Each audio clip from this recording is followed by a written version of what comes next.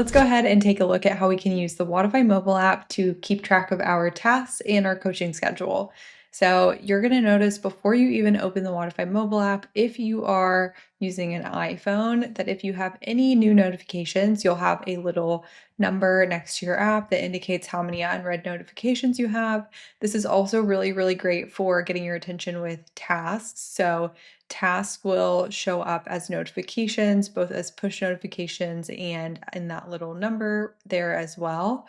And then if you also notice in the bell menu up here at the top, you will be able to see any unread notifications. If I click into that menu, I'm going to see I have 2 new tasks that were created for me.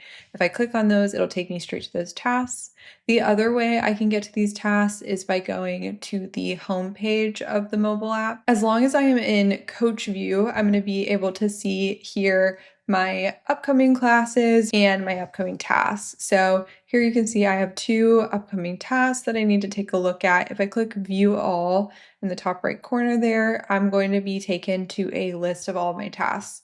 I currently had it set to the completed tasks view, but if I go ahead and click the drop down at the top and go to my tasks, I'm going to be able to see all of my upcoming and uncompleted tasks. So as you can see here, I have a task due tomorrow to schedule Laura's 6-month check-in. If I click in on that task, I'll be able to view more details about it. You can see here, Laura is actually linked to this task. So if I click on Laura Smith, I will be able to see her quick view of her client profile.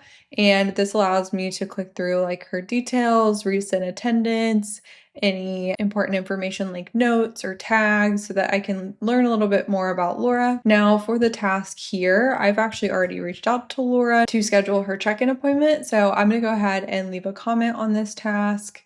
If I want to tag anyone and let them know, I can at any coach or employee admin manager on our team and let them know of any updates on the task. If anything in the task needs to be updated, I can click on the ellipses in the top right corner and then click Edit Task.